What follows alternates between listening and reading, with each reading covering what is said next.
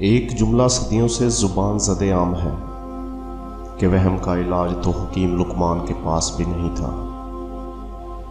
یہ جملہ استعمال میں تو ہر کوئی کرتا ہے، لیکن بہت کم لوگ اس امر سے آگاہ ہیں کہ یہ حکیم لقمان کون تھے، واقعی تھے یا کوئی تخلیقاتی کردار ہے۔ لیکن قرآن مجید فرقان حمید میں حکیم لقمان نامی ایک شخصیت کا وجود ثابت ہے، جسے اللہ نے حکمت عطا کی اور کہا کہ اللہ کا شکر ادا کرو۔ قرآن مجید کی ایک سورت کا نام سورہ لقمان ہے، جس میں حکیم لقمان کے نسب اور خاندان کی بابت تو کوئی ذکر نہیں پایا گیا، البتہ اس میں حکیم لقمان کی حکیمانہ معقولات کا تذکرہ ضرور ہے۔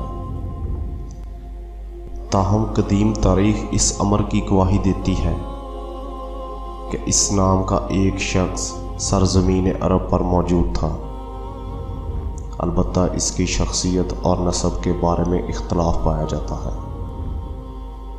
قصص القرآن میں حکیم لقمان کا زمانہ 3000 قبل مسیح قرار دیا گیا ہے، لیکن بعض مفسرین و مورخین انہیں حضرت داؤد علیہ السلام کا مصاحب بتاتے ہیں۔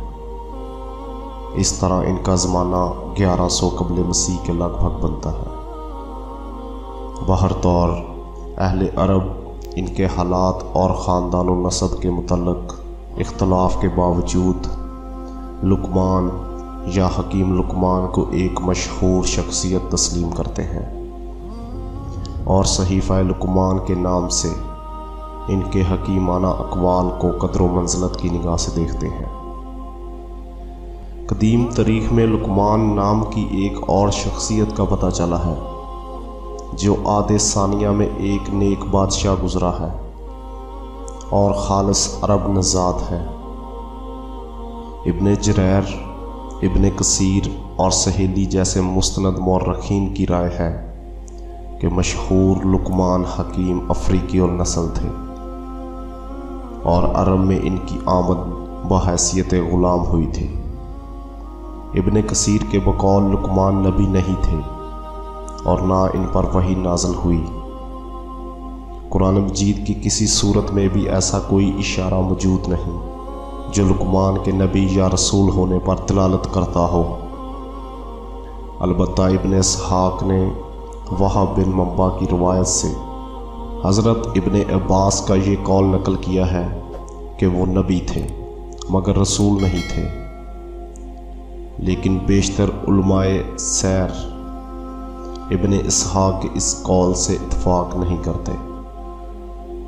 روض العنف اور تفسیر ابن کثیر میں لقمان کا شجرہ نسب لقمان بن عنقایہ سار ابن سندون درج ہے۔ ان کتب کے مطابق وہ سڈان کے نوبی قبیلہ سے تعلق رکھتے تھے۔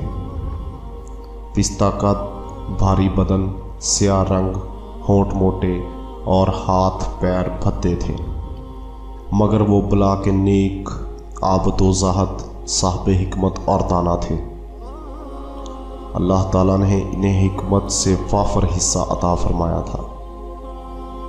تاریخ ابن کثیر میں حضرت ابن عباس رضی اللہ تعالیٰ عنہ سے منقول ہے کہ لقمان نجاری کا پیشہ کرتے تھے، البتہ سعید بن مسیب کے بقول لقمان مصری سوڈانی تھے اور ان کے ہونٹ بہت موٹے تھے۔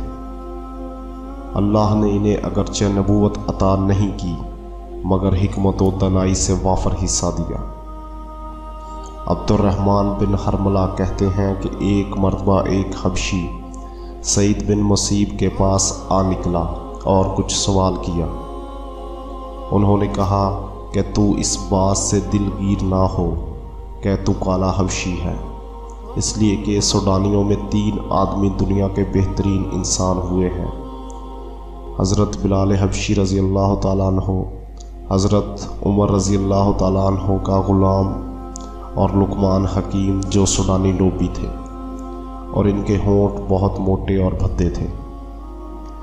مشہور مورخ محمد بن اسحاق کہتے ہیں کہ لقمان حکیم عرب کے مشہور قبیلہ عاد یعنی عرب باعدہ کی نسل سے تھے اور غلام نہیں بلکہ بادشاہ تھے۔ وہب بن منبع کا کہنا ہے کہ جب شداد بن عاد کا انتقال ہوا تو حکمت اس کے بھائی لقمان کو ملی، اور اللہ تعالیٰ نے لقمان کو وہ چیز عطا فرمائی جو اس زمانے کے انسانوں میں سے کسی کو عطا نہیں کی۔ اللہ تعالیٰ نے اسے 100 انسانوں کے برابر ادراک و حاسہ عطا فرمایا تھا، اور وہ اپنے زمانے کے لوگوں میں سب سے زیادہ طویل قامت تھے۔ وہب یہ بھی کہتے ہیں کہ لقمان بن عاد کا نسب ملتات بن سلک بن وائل بن حمیر تھا، اور وہ عدہ ثانیہ کے نیک بادشاہوں میں اور بڑے حکیم و دانا تھے، اور عرب میں لقمان نام سے جو صحیفہ منسوب تھا وہ انہی لقمان عطا کا ہے۔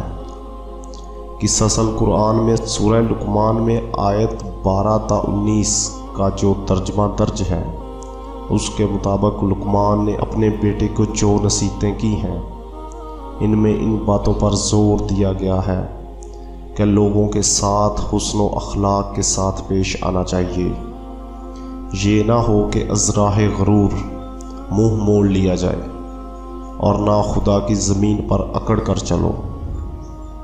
میں یہ اس لیے کہہ رہا ہوں کہ اللہ تعالیٰ مغرور اور اکڑنے والے کو پسند نہیں کرتا۔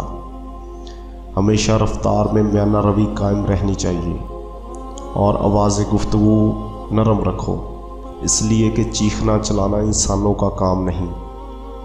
اگر کرخت اور بے وجہ بلند آواز پسندیدہ چیز ہوتی تو گدھے کی آواز قابل ستائش سمجھی جاتی، حالانکہ اس کی آواز بدترین آواز میں شمار ہوتی ہے۔ قصص القرآن کے مصنف کہتے ہیں کہ حکیم لقمان اگر غلام ہوتے تو اپنے بیٹے غلام زادے کو یہ نصیحت نہ کرتے، اس لیے کہ غرور و تکبر، خود بینی و شیخی، کرختگی و خشونت ایسے اوصاف ہیں جو بادشاہوں، شہزادوں اور صاحب اقتدار انسانوں کے اندر ہی پائے جاتے ہیں۔ مصنف نے اس امر سے بھی اکتفا کیا ہے کہ لقمان حکیم اور لقمان بادشاہ ایک ہی شخصیت ہے، اور وہ عطا ثانیہ کے پیغمبر حضرت ہود کے پیرو تھے۔ وہ حبشی الاصل نہیں بلکہ عربی النسل تھے۔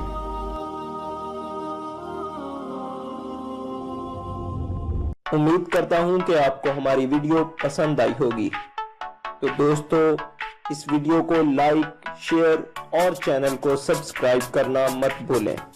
شکریہ۔